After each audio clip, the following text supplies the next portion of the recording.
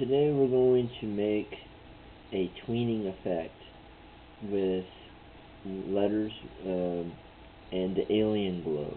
Okay, just make sure that you get your lettering right the first time, because the very first one is always the root of the whole animation. Let's go ahead and make it scale layered image size. Now it's still going to show up as a text, and you can still use your filter, the alpha logo, and alien glow. Now choose your color, what you want to start with. You have all these to choose from, and get real used to using this, because this is the spectrum. Might as well start at one end. We're going to end up at the other. That way we have the whole rainbow effect. And we're going to tween all the alien glows so that the whole image moves and breathes the lights of the colors of the rainbow. Alright, so we're going to start with red. Not just with red, but you're going to see here the glow pixel rate of 150. We're going to start down at 75. Alright, so you can type 75 or put 75 there. Hit OK, and then watch your effect. Okay, so there's our red. That's the first version. Now this first one here is your letters. See, if you hit shift and hit the eyeball, it brings it up to see what it is. Hit the eyeball and shift again, it brings it all back. Now, so you saw what that was. That was the wording. You need the wording because you're going to keep doing a lot. So the first thing you need to do is go ahead and duplicate it. Alright, and then taking the next one and the one that was just created, which is just that, you're going to merge these down, merge down, and then merge down one more time onto that black background. And I already had one created, so I'm just going to merge it down one more time, because every time you do it, it creates that black background layer again every time you make the alien glow. So now we have, with just the background, that's the picture. Alright, you can get rid of that. And so that's what we have right now. Now we do have, if we got rid of this, still that letter, because on that layer we're going to do it again. Alright, so before we do it again, let's go ahead and duplicate it one time, because we're going to need it again after we're done with this one. So duplicate it one time, go down, and then this is the layer we're going to do it to. Script, filters, alpha logo, alien glow. But this time we're going to go up to 100. We're going to move it down the scale, the hue scale, a little bit. Okay, anyway, we got it. Now that's the one we did it to. That's the glow, and then that's the background. So just merge down. Merge down. Now you could play with the opacity of these also to see what kind of effect that you get before you merge them all down. Now this is the second one. So you've gone from that color to that color. Now you still have this one. We need to go ahead and duplicate it again so that we can do the next one. And filter, alpha, logo, alien glow. And we're going to change the color slightly again. We're working towards purple. Okay, now it looks almost hot pink. So anyway, merge down, and then go ahead and grab the next one, duplicate it, and do it again. Just keep this going until you have gotten through the whole rainbow of colors. Now, while I was doing this, I realized that there was another thing that I wanted to show you about this. If you look at where I'm at, I have this hue, and then it goes to this hue.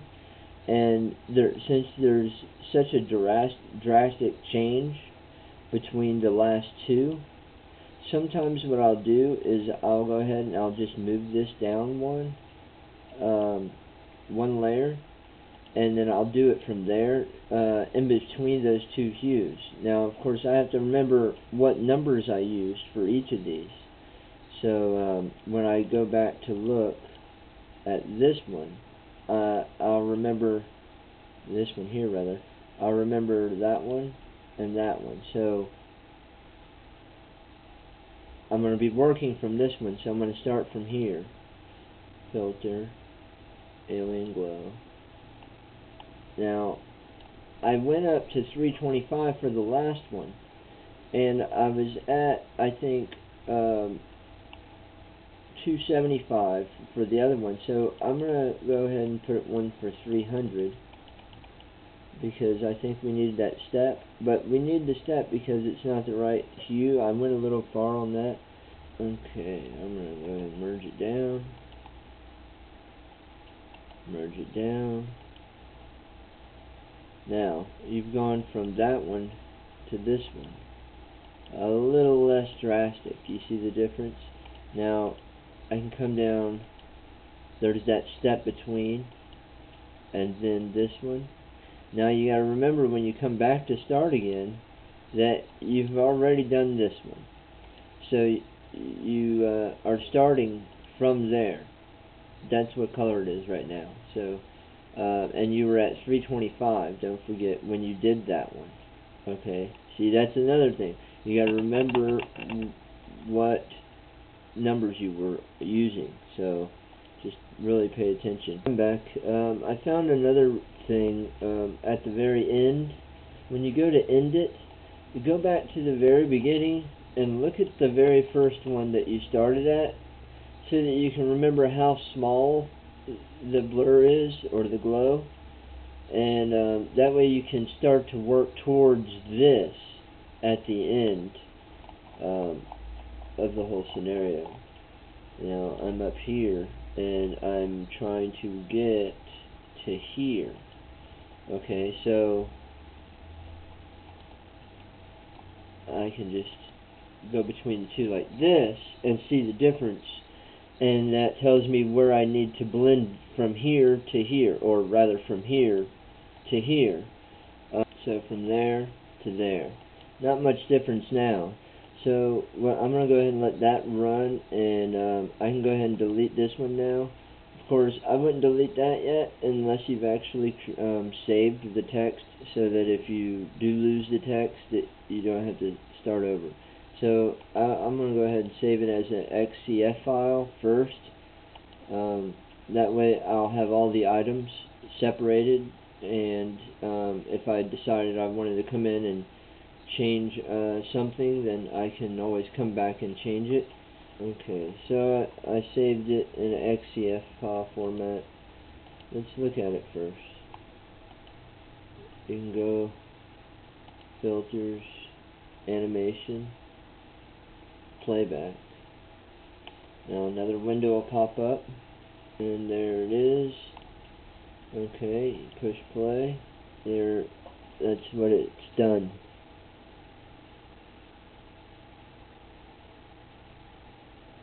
Pretty cool.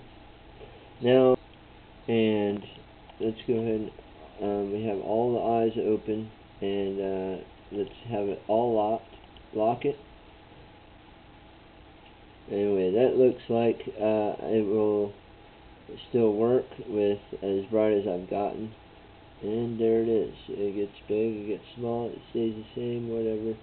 It's pretty cool.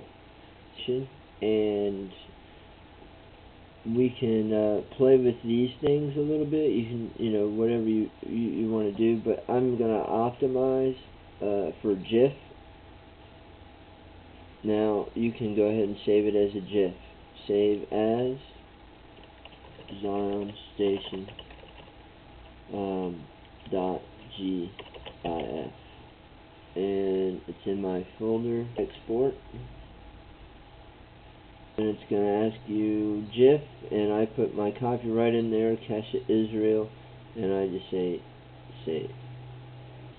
Now, I can go in here and I can play with all of the times, and I can make it go faster or slower or whatever by changing this 100 to to say 500.